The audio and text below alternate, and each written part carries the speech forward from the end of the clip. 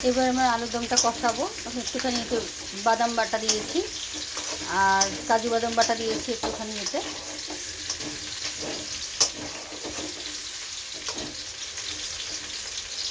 এবার সামান্য হলুদ দেব।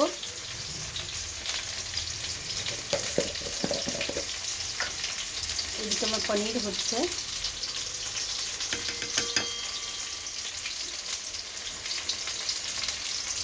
সামান্য হলুদ দেবো।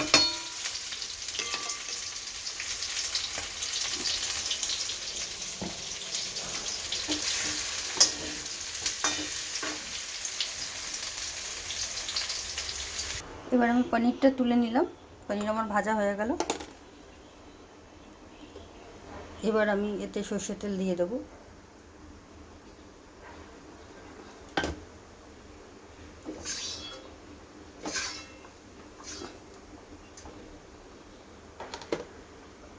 সর্ষের তেলটা একটু গরম হচ্ছে।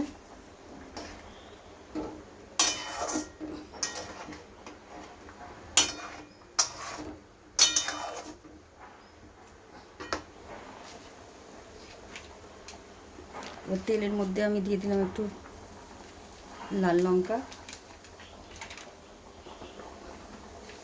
সামান্য একটু হলুদ,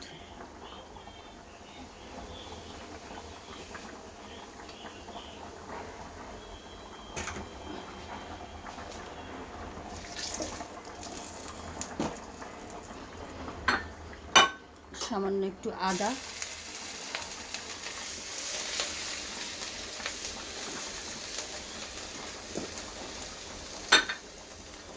এবার আমি পনিরগুলো এর মধ্যে দিয়ে দিলাম।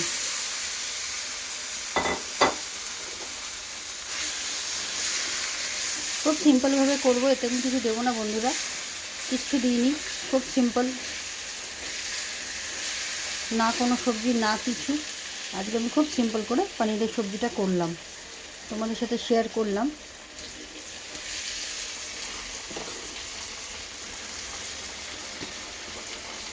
এবার আমি এতে সামান্য একটু জল দেবো যাতে করে মশলাটা পুড়ে না যায়।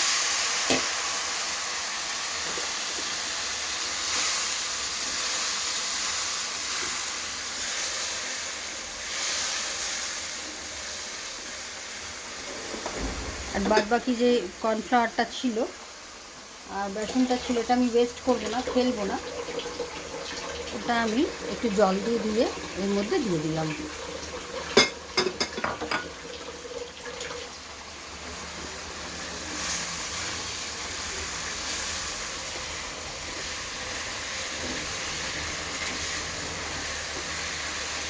তাতে জিনিসটা একটু থিকনেস আসবে, একটু ঠিক লাগবে, দেখতে ভালো লাগবে আর খেতেও ভালো লাগবে টেস্টে, আশা করি।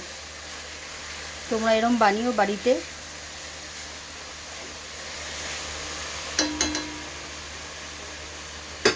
বানিয়ে জানিও কেমন হয়েছে।